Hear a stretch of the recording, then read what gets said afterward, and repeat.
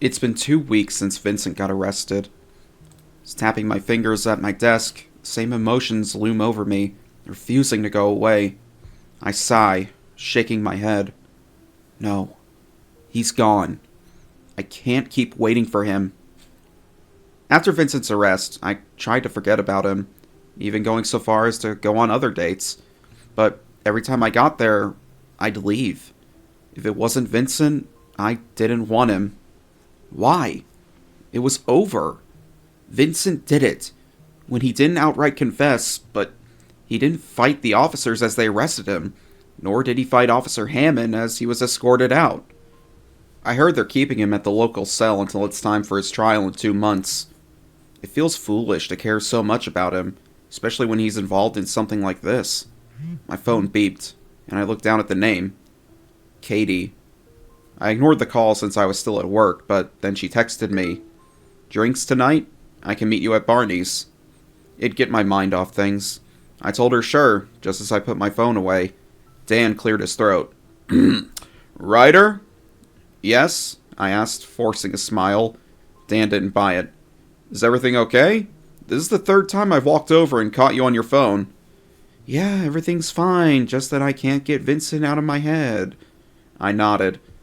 I'm good. A total lie, but he believed it. With a curt nod, Dan walked away. I sighed, resting my head on the table. It was going to be a long day, but at least tonight I'd get to see Katie. Later that night. There you are. I walked inside and smiled at Katie, who nursed the drink at the bar. Her orange hair contrasted wildly with the softened glow of Barney's. Then again, Katie always had a knack for standing out. She patted the seat next to me and I joined her. She ordered me a drink, and then I spoke. Thanks for inviting me out. You're welcome. This is like the first time in 2 weeks you've accepted my invitation.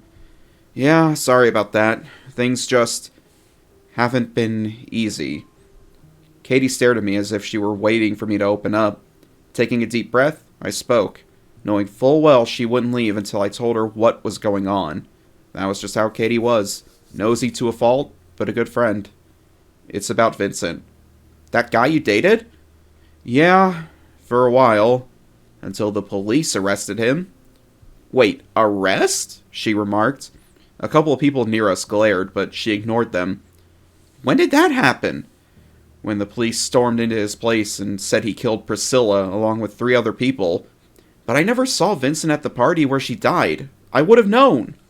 My emotions got the best of me. I sat back, rubbing my temples. Katie clutched my shoulder and gently squeezed it, providing solace for the constant stress that loomed over me. I get it. There's a lot to this that we don't understand. One way to put it, I muttered. I just feel so empty. Like I'm missing something. Katie smiled and gently squeezed my arm again. Sounds to me like he mattered more than you let on. I looked at Katie, slightly taken aback. What do you... Come on, Rye. You never act this way around dudes. Even your ex you were with for a year didn't have you this torn up. When you walked in, I thought someone died with how sad you looked. That obvious, huh? I sighed, nodding. Yeah, well, feels like someone just tore my heart apart. I know, Ryder, but maybe this is a sign. Of what? That you have feelings for him. If you still like him, maybe go talk to him. People in love can see each other even if the person's in jail. Love? I asked, scoffing. That's a little excessive. Hey, I'm not the one making the decisions here, Rye. Just think about what I said, okay? I nodded. Sure, right. I doubted I was in love. Vincent was nice, but there was no way in hell I was in love with a serial killer. Still, throughout the night, all I could think about was him. Katie rambled about her job and some girl she was talking to, but I barely paid attention. The word love sat emblazoned at the front of my mind. Was I in love?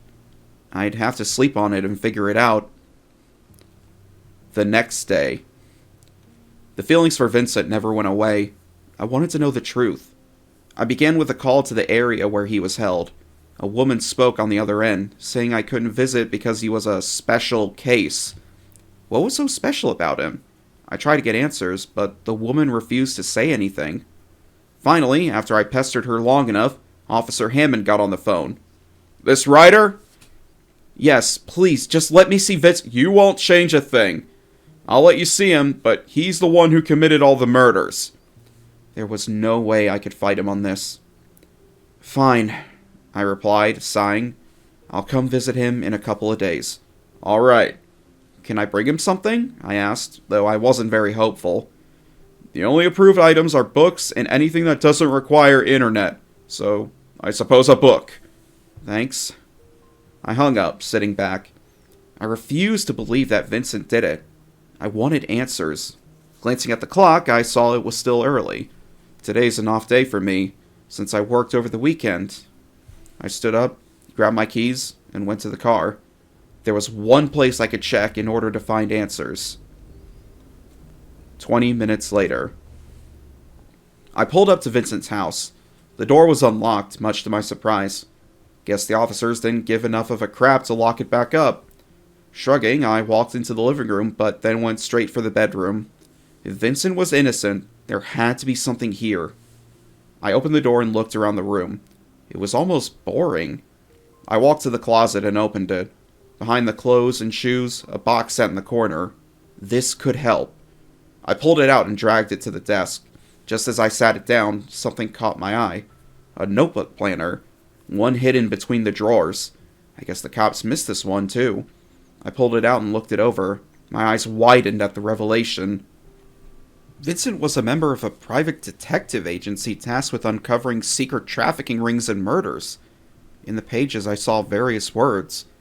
They were hard to decipher, but as I worked through the clues, it became obvious. Vincent didn't do it.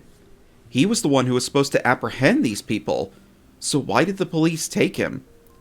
That's what bothered me. I grabbed the box and opened it. Inside there were more papers about his organization. I read them with a cursory glance, working quickly so nobody noticed. When I got to the bottom of the box, I pulled out a picture. It was Vincent, but next to him was a blonde-haired and blue-eyed guy. Is that an ex? He looked around his age, but something about him felt off. I grabbed the photo and placed it inside my pocket. Vincent didn't do it. I knew it with all that I had learned here in this place. That much was obvious. Now came the next step. Getting to the bottom of things, and the truth. I gathered a few pieces of paper in the planner, tucking them in my bag. I glanced out the window, seeing a couple of cop cars patrolling around. I gotta go. The last thing I need is for them to find me here. Hoisting my backpack up, I left the scene. In my mind, I planned the questions I'd ask Vincent. Hopefully, it'd uncover more of the truth. 2 days later. Ryder? I stepped inside and smiled. "Hey, Vincent. It's good to see you." Vincent looked worn and underfed.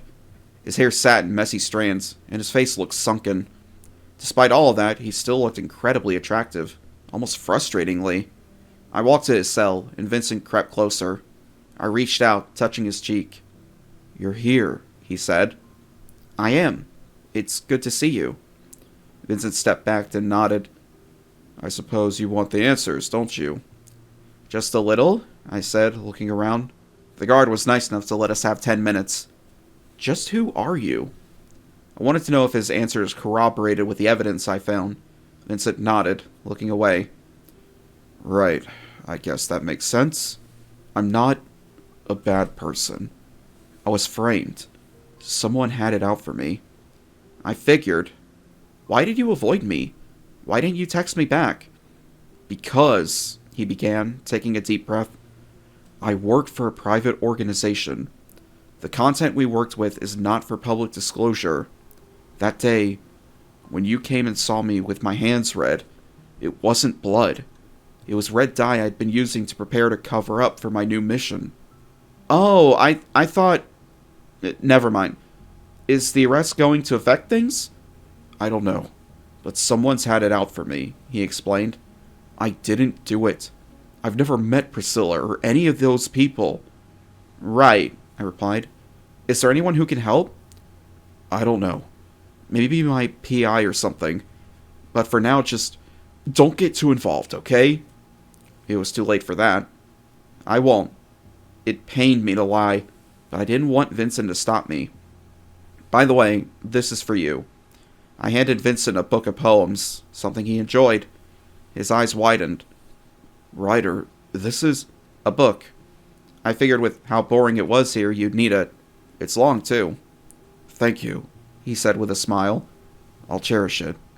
The guard came in, extricating us, but now I had a good idea of what was going on. Vincent was framed, and there was only one thing left to do.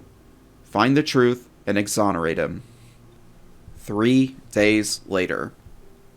Thank you, I said to Glenn, my friend and also a legal advisor. I know this is short notice, but Dan's been up my butt about work. No problem. You told me it was important. I nodded, sitting in the leather seat. Glenn sat across from me. I took a deep breath and then spoke. My boyfriend, I suppose, is falsely imprisoned. He was framed. That Vincent guy? I heard about it on the news. I figured they'd mention it, I muttered. He says they're not the same person, but... Glenn gestured to the papers. Hand them to me. Okay. I gave him the papers, but then stopped. Resting my hand above my breast pocket, I pulled out the photo. I found this too. It was in a box along with this planner and records. I see. I'll take a look. An ex of his? Maybe. Just run a check and see if you can figure out any way to exonerate him. Got it. I stood up, thanking Glenn once more. You've been such a big help. I don't know what I'd do without you. Believe me, I get it. This is quite the situation. Consider it a favor for helping me with that software issue my business dealt with a year ago. No problem. We parted ways. My heart thumped thinking about it. If there was one person who could get to the bottom of things, it was Glenn. He was one of the top legal professionals in the country and agreed to represent Vincent in this case. I appreciated him. At least now, we might get the answers we're looking for. A week later. I have the information. Looks like there's another person involved. I cut the phone, shocked at Glenn's words. That was fast. Well, Vincent doesn't cover his tracks as well as he thinks he does. He works for North Star, a private detective organization tasked with missions law enforcement doesn't want to handle. I verified his badge and everything. It's legit. I see. But all the murders? He's been gone on missions. I found security footage and it seems that he was off doing that. The night of Priscilla's murder, he was in New York, so it couldn't have been him. So, what then? Well, it's a hunch, but Vincent and the serial killer, they do look alike. But they're not the same people. I figured, I snapped. What should I do? Glenn's voice lowered. You have to go see him. Tell him what I found. Also, there's something about that picture that's off too. What? The guy in the photo doesn't look a thing like that anymore. In fact, it's as if he changed his entire appearance. Perhaps to hide something. The phone clicked off and I stood there, completely shocked. Did his ex have something to do with it? No, it's impossible. But right now, the impossible seemed more likely than ever before. The next day. Alright, 10 minutes! I shouldn't even be giving you this time. The guard stepped away, slamming the door behind him. I looked at Vincent, who sat across from me. The glass, the only thing standing in my way. If I could, I'd break it, just to give him a hug. Ryder, what are you doing here? He asked. I came back to ask more questions. And because I wanted to see you? Vincent pursed his lips. You're not getting involved, right? I shook my head. I am. You can't stop. It's dangerous! Don't! You think I care? I asked, standing up. I know you're not a killer. Not just because you told me, but because I have evidence corroborating this. You were gone the nights of the murders. Someone's trying to frame you for murder. Vincent didn't say a word, but his silence told all. Sitting back, I gripped the edge of the table. I'm doing this because you mean something to me. A whole lot. Ryder, I promise I'll get you out of there, I replied, desperation dripping from my lips. Because you mean something to me. Vincent nodded. Then I guess you deserve to know about my ex. I know you found the picture and have wanted to ask about it. I gripped the photo indentation, shocked at the revelation. How did you know? Because I can tell. You want to know about Troy, the guy who ruined my life. I don't have that many enemies who could have done something to me, but he's one of them. I see. What did he do? Vincent leaned in so there was only the glass between us. Not even the recorders could hear his voice, low as a whisper. He was mentally ill, and I learned was a part of some gangs. When we dated, he gaslit me and hurt me both physically and mentally. I'm so sorry, I whispered. It isn't just that. He wanted me to be an accomplice in a crime. Theft. I told him no. We had an argument where he tried to tell me I was a weakling, but I knew he wasn't a good guy. I learned he has ties to the mafia. Wow. Yes. During the argument, he threatened me. With a gun to my head, he said he'd get his revenge on me. Whether it was to kill me or this is beside the point. I just know that... Vincent closed his eyes. I'm sorry, Ryder. This is a lot for you to hear. No, it's fine. I won't let him hurt you or take the fall for him. I know he changed his appearance. I just don't have the details of what he's become. Please, Ryder, I don't have many options in here. I reached out, raising my hand. Vincent did the same. The glass, the only thing keeping us away. My eyes narrowed, and I nodded. I promise I'll get you out of here. Glenn agreed to represent you. Thanks. There is one more thing that I want you to have. He took a deep breath and rattled off some numbers. I looked at him curious. What is this? A storage facility that Troy used. It might help. If he's still using this, then it may help exonerate me. Okay. And contact Derek Whitaker. He's a PI that I worked with. He'll help. I nodded. The guard came in and told us to leave. As I walked out, I caught Vincent's eyes, large and pleading. My hands tightened into fists, and I gritted my teeth. I will save him. I love Vincent too much for him to rot here. The next day, I called Derek, who was eager to help me. Being Vincent's PI, he told me about his work. So, you think this could save him? Maybe. Are you willing to help? I asked. Derek laughed. Of course. I told Vincent if he ever needed me to cover his ass, I and the rest of his team would. Thanks. So, there is something that might help. I explained the storage facility, and he hummed. I recognize the name. You do? Yep, it's not used often, but it's in the warehouse district, where we got reports of mobs and gang activity. I suggest if you do go, we come as backup. You never know what you'll find out there. Okay, I'll tell Vincent. Thank you. Derek agreed to meet me right outside there in 3 days. Sighing, I rubbed my temples and looked at my work. There was a lot to do. We were close, though. In 3 days, I'd save Vincent, and then I'd tell him everything, including how I felt. 2 days later. You miss me or something? I flashed a smile to Vincent, sitting down across from him. Taking a deep breath, I pushed another book to him across the way. I had to ask Derek to get me another visit with you. I only have 5 minutes, though. That's fine. Did you? We're going tomorrow evening. Me and Derek's team. I wanted you to know that it might be a challenge. I promise, though, I'll come back, and I'll free you. I care about you a lot, Vincent. He smiled. I'm glad you do. Nobody has. Not even Troy cared as much as you did. The words hit me like a knife to the gut. His own ex didn't give a damn about him.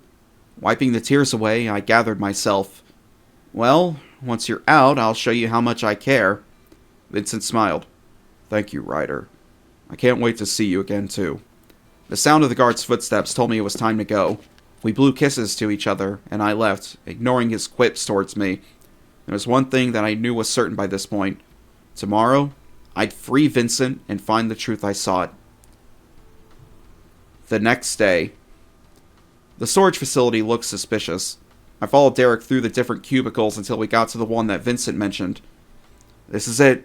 Did he give you a password? Yes, he said it was the date they got together. Apparently, Troy never changed it. I tried the combination. Sure enough, the door opened, and we stepped inside. At first, it was a nondescript storage facility, but then I saw it. A small indentation in the corner. Here, it's... I opened the indentation, with papers and notes falling out. Various weapons covered in blood sat there too. I looked at them, completely shocked. This was it. All the evidence that Troy did, it was right there, old records. with names of a few of the victims, some of them stemming all the way back. My fingers trembled as I tried to hold the contents. Looking up, I saw Derek nodding. We found him. We sure did. And the sound of gunfire silenced me. Derek fell to the ground, clutching his chest. Blood splattered from his lips. Derek! Go! Get him! I contacted backup. I need you to catch Troy. I nodded, leaving the storage facility and tailing him. It was such a risk. I don't even have a weapon. Right now, the risk didn't register, though. I had to apprehend him. An hour later, I tailed Troy all the way to the corner. I grabbed the lead pipe I found on the ground, holding it as I drew in closer. Finally, he backed into a corner, eyes wide with shock. You won't take me away. Yes, I will. I'm not letting you get away with this any longer. He raised the gun, aiming straight at my head. I stood there, unfazed. Vincent needed me, and I needed him. If you move, I'll shoot you! I knew this. One step, and it would be over. There was one thing I knew I could do. It'd been so long since I'd done it, and it might miss, but I had to take the chance. I raised my arm and threw the lead pipe, just as Vincent had taught me during our axe-throwing date. Troy dodged it, but that moment of movement was time. I threw my body on Troy, holding him to the ground. I grabbed the gun and threw it to the side. He wiggled, but I was bigger, holding him down. Let me go! No! I'm not letting you go on like this. I'm taking you away. He groaned and moved his body with thrashing motions. It was no use. The police swarmed us, arresting him. As he walked to the police car, our eyes met. Why? Why are you doing this? Do you really care about Vincent that much? I smiled, folding my arms across my chest. It was obvious how much Vincent meant to me. Yes, I do. I love him, Troy. Something you never showed him. Before he could respond, the officer shoved him into the car and drove him back to the station. 3 weeks later. You're free to go. Vincent nodded. Thank you. I walked with Vincent out. We passed by Derek, who waved at us with his free hand. The other one was on the cane he now had. He survived the bullet wound, but it was hard for him to walk. Until he made a full recovery, he used it when he needed to stand for long periods of time. As we walked out, Vincent took a deep breath. A smile crossed his face. Freedom. I miss this. I did too, Vincent. I'm glad we did it. He turned to me and caressed my cheek, his arms traveling downwards and wrapped around my waist. You saved me, Ryder. I'm just so happy. I am too. I get to hug you, hold you in my arms, and cherish you. Same here, I whispered, smiling. I miss this so much. Vincent looked up, his expression turning serious. I'm done. I'm not going to work for that private agency anymore. I'm done with all of this. You don't have to leave, I mused. No, I want to live a quiet life with you, Ryder. I want to be honest with you. I bought you all those nice things with the money I made, but I feel like I haven't really shown you love. So I'll quit, and I'll get a nice job. I nodded. I get it. I want a normal life too. Good. And I want to stay like this, holding you and kissing you. God, I missed it while I was in that slammer. I chuckled. Yeah, even with Glenn's help, it took a minute, because Troy's got one hell of a legal team. Believe me, I know. But we're together now, and that's what matters. Vincent tilted my chin up and pressed his lips to mine. I deepened the kiss immediately. My heart raced, and butterflies fluttered in my stomach. It felt so good, like a true fairy tale ending. The ending to a crazy chapter is now finally over. Vincent pulled back and smiled softly. I love you, Ryder, and I'm ready for whatever life throws our way. I chuckled, touching his scruffy face. I love you too, Vincent. I'm just ready for things to settle down so we can finally have a normal life. Me too. We walked away hand in hand, happy that it was over. It was one hell of a roller coaster, but despite all the stress, our love blossomed. Vincent was my world, my everything, and I knew he felt the exact same way. It's been 6 months since Troy was apprehended. He was guilty of everything and convicted to life in prison. His connections to the Mafia opened a whole bunch of other goods, and the groups were disbanded for good. It was finally peaceful. As for Vincent and I continued to work my normal job. Vincent worked as a bodyguard, but our lives were more peaceful. Every night I'd come home to him, we'd share a kiss, and he pulled me in his arms, spinning me around. He was my all, my everything, and I knew that we were meant to be together forever, no matter what life threw our way. We weathered the storms because we had each other. The end. What's the most extreme thing you've done for love? Let us know in the comments. Thanks for watching. Consider subscribing to become a part of our Rainbow Force and stay wholesome.